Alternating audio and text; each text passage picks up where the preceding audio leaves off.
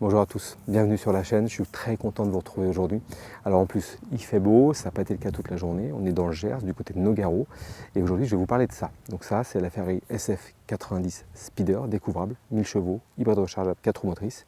Donc n'oubliez pas de vous abonner, d'activer les notifications, donc la petite cloche, et de commenter les vidéos si elles vous plaisent. On va parler de ça tout de suite, parce qu'on se retrouve après ça.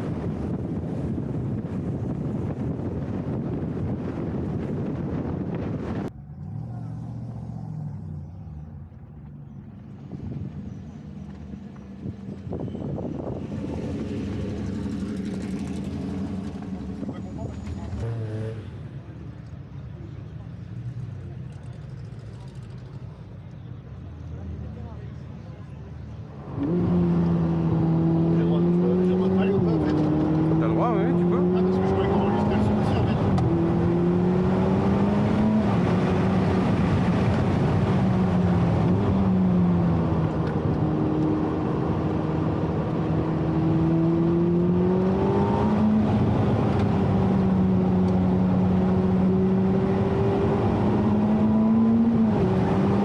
J'espère que ça vous a plu.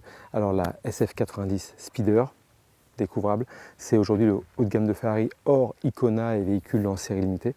C'est-à-dire que cette voiture, c'est un V8 biturbo de 4 litres. Alors c'est le moteur iconique de Ferrari qui a été élu, je crois c'est 5 fois meilleur moteur du monde. Le fameux 3,9 litres qui a été réalisé pour sortir ici 780 chevaux dans un 4 litres biturbo, qui est associé à des machines électriques. Alors il y a deux moteurs électriques devant, il y a un moteur électrique derrière avec une boîte à 8 rapports. L'idée c'est que c'est une hybride rechargeable, petite batterie, je crois que c'est 7 ou 8 kWh. Donc il n'y a pas beaucoup d'autonomie, c'est 25 km d'autonomie électrique. Mais surtout le truc c'est qu'en fait ça va nous permettre d'avoir l'aide des roues avant quand on est en train de rouler très très fort, ce qui arrive évidemment sur autoroute ou sur circuit.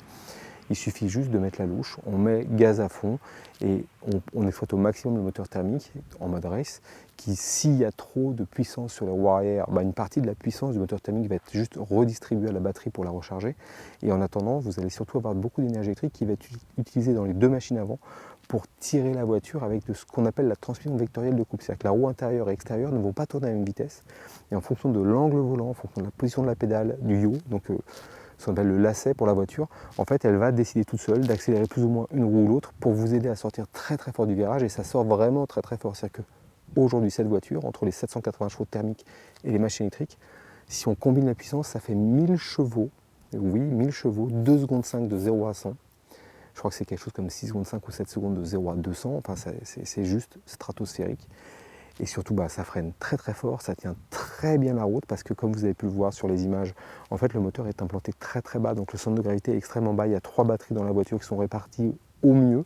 Donc même si la voiture est un petit peu lourde, elle est plus lourde qu'une 296 GTB, malgré tout ça reste une voiture extrêmement sportive, extrêmement efficace.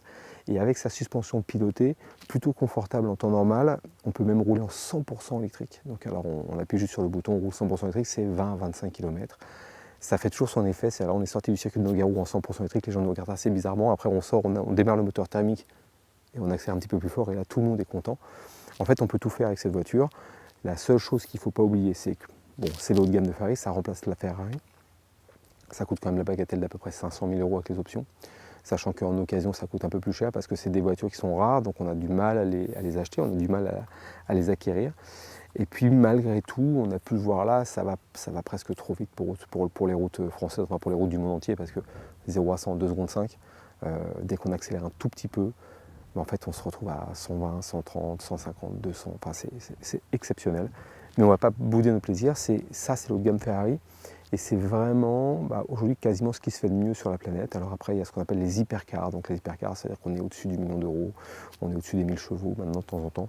Mais en fait celle-ci pour un peu moins, finalement Ferrari est peut-être abordable, je ne sais pas si c'est ce qu'il faut en résumer, en tout cas ce qu'il faut en conclure, mais en tout cas pour 500 000 €, prix neuf, prix d'occasion c'est un petit peu plus cher que ça aujourd'hui, vous avez franchement ce qui se fait de mieux, parce que c'est efficace, ça freine fort, ça ne sait pas consommer trop quand on ne roule pas trop fort, ça fait un bruit fabuleux, c'est découvrable, on peut décapoter, recapoter en roulant.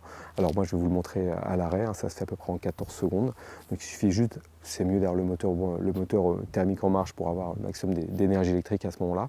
Et en fait on appuie sur un bouton, ça capote ou ça décapote de manière très très simple. En fait ça sait tout faire. Pour moi cette voiture n'a qu'un seul petit défaut, c'est son coffre, le coffre est à l'avant. Il est ridiculement petit. Donc même pour moi aujourd'hui, j'avais même pas de quoi transporter mon matériel photo dans le coffre à l'avant.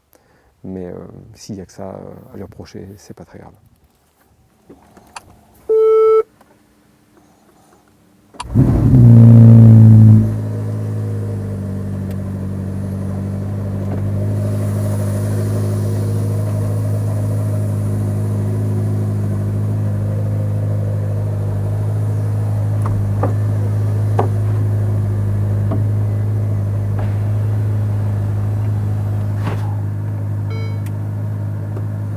Bon bah c'est le moment de conclure avec cette voiture. Comme vous en doutez, j'ai bien aimé. Alors c'était pas la première fois que j'ai essayé cette SF90 Stradale. Je l'avais déjà essayé à Fiorano, mais juste sur piste.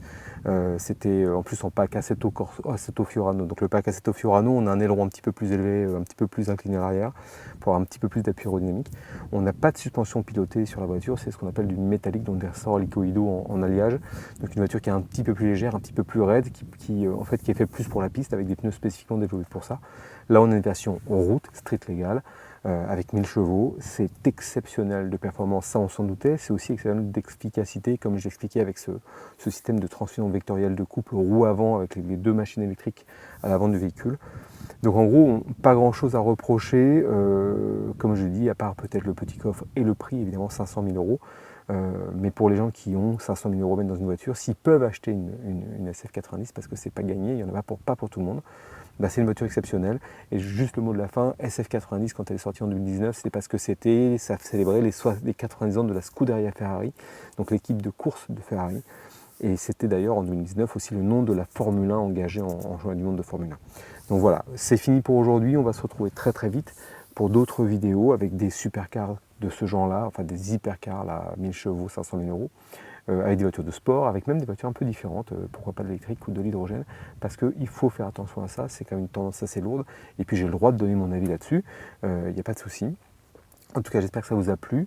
On se retrouve très bientôt. Et puis, encore une fois, n'oubliez pas de commenter, d'aimer, de liker, de vous abonner ou d'activer la petite cloche. Il paraît que c'est très très bien pour, en tout cas, me motiver à continuer. Bonne journée à vous. Au revoir.